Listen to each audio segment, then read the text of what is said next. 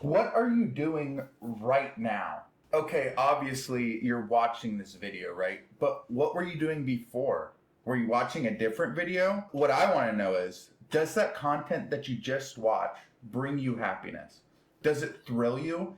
Does the thrill of the hunt tickle your primal instincts? Do you feel like a lion hunting a gazelle, just trying to find the next video that will satisfy you for the next 10 to 15 minutes? Well, okay, this might be the video. Could this be exactly what you're looking for? Could the hunt be worth the catch? Figure out and see. Give me 10 minutes of your time, and I'll repay that 10 minutes threefold. Trust me. What do you have to lose? It's just 10 minutes you would have spent scrolling anyway. So let's get into it. Simple as that. You saw the title. What the heck is going on in the world of content? Content is designed, written, edited in order to keep your attention for as long as possible. It's simple as that, no matter how you want to say it.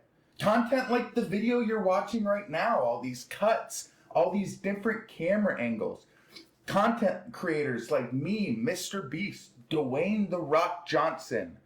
Larger scale content like movies and TV shows. It doesn't matter. It's all content, and it's all designed to keep you engaged for as long as possible. Do you remember this? Well, okay, this might be the video. Could this be exactly what you're looking for? Could the hunt be worth the catch? Figure out and see. Give me 10 minutes of your time, and I'll repay that 10 minutes threefold. Trust me, what do you have to lose? It's just 10 minutes you would have spent scrolling anyway. This is a hook. That hook was written in so you watch the video for longer in order for the algorithm to promote my video to more people.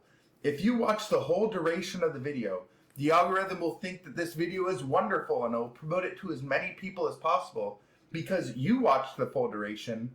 So why shouldn't somebody else? I'm gonna convince strangers that they have superpowers.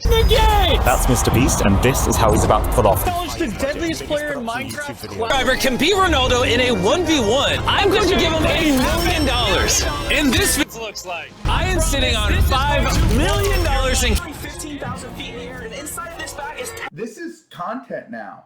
A meticulous scheme to just keep you watching. This is how it's always been. It's just evolved. Somewhere along the line, the timeline of how entertainment has just evolved of what it actually is.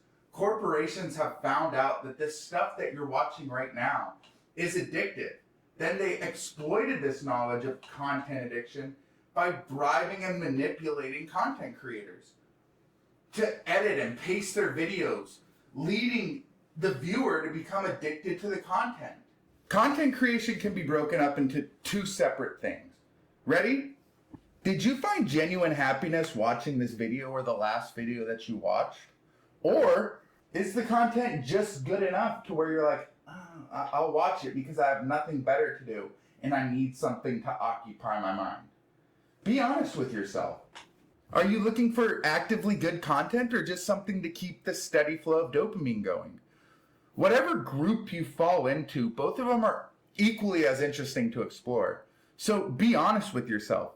What category do you fall into? Are you liking this video? Or are you just interested enough to keep watching and it's just barely keeping your attention with all these cuts? Think about it. Comment what you think below. Make sure to like and subscribe. Oh, okay, I get it. The format of this video is weird. Are you thinking that I'm actively scripting, filming, editing, making these cuts, doing all this stuff in this video just to get your interest enough to keep your attention, to get more views, to get more likes, to get more subscribers? Well, kinda, but not really. Let me explain. Before I started making content, I fell into the sad lurker category, and I still am. I'm that guy that just watches content to escape how bad I thought my day was going. And I don't think I'm special. I think a lot of people find closure in just finishing off their day watching brainless content. I'm the same way. And I suffer from the same tactics that I'm warning you about and that I'm using in this video.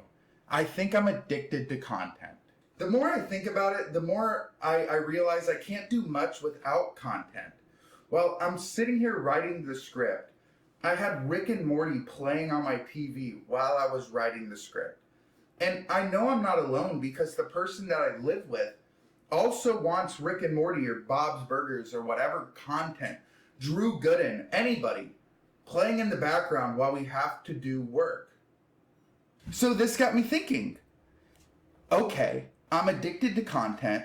That's fine. The first step of recovery is admitting that I have a problem. Then I thought deeper. I started asking questions. I started going down the rabbit hole of content addiction. And it's been around forever. Here's an article by the National Library of Medicine. It has .gov in the URL, so you know it's official.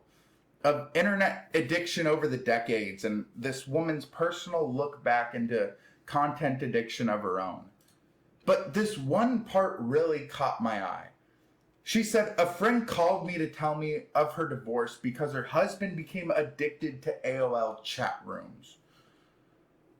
Okay, that sucks. That's sad, but we're seeing that now with all these AI chatbots that you can sit there and message, and you can even talk inappropriately with an AI chatbot. Like, we're just repeating history, and we're becoming more addicted to it because it's getting better. But why? Why are we so addicted to content? Why have we always been addicted to content? Because it gives you dopamine. It's a drug. Like, it's obvious. This stuff gives us dopamine, and now we're addicted to it because this is where we're getting our dopamine. Okay, so they know that they are doing this to us, getting us addicted to these platforms, so we spend as much time as possible on them. That's apparent due to videos only being pushed based on watch time. But it keeps coming back to, why do they want us spending so much time on these platforms?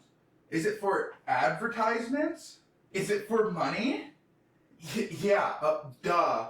Of course, but let's go deeper. They want our brains to need them. They want us to depend on their platform. They want their product to be the supplier of our dopamine. In order to get little hits of happiness, we have to go through them. And we're willing to give them that ability to control our dopamine willingly. So they're technically doing nothing illegal. It's just borderline ethical and not moral at all. We are all diving headfirst into a world where we're giving corporations the ability to control our psychology, our happiness, and we're paying them to control us. We pay for subscription fees to streaming services. We pay to not be advertised to on YouTube when we're the product. Why are we paying for it then? We're giving these companies our data, our deep-rooted personal data, how we tick, how long we look at things, what we like, what we don't like. But we're still shown ads based on these accurate statistics, and we're being marketed to based on the data that we gave them. And what are we gaining out of this transaction as the product? Artificial happiness from a supercomputer that some control freak programmed in exchange for them being our source of happiness? That's mass manipulation. That's borderline mind control. This could and possibly is really, really bad to allow a corporation to have unlimited control over so many people's source of happiness. It's absurd. It's weird. It's scary. I don't know what to do about it. I'm contributing to it right now. No matter what I say, I'm contributing to it because you're still watching. So you have two options. You can stop watching. You can go find your happiness yourself and don't let corporations control your happiness. Or you can keep diving down this rabbit hole with me and see where it goes. This goes deeper. This is propaganda. They have our happiness. They have our psychology. They have our money with the advertisements that they're subconsciously showing us. They're trying to control our mind. And I promise you, this goes so much deeper.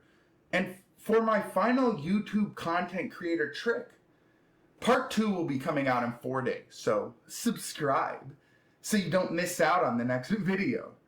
And at the end of this, maybe we'll see things differently. How they really are.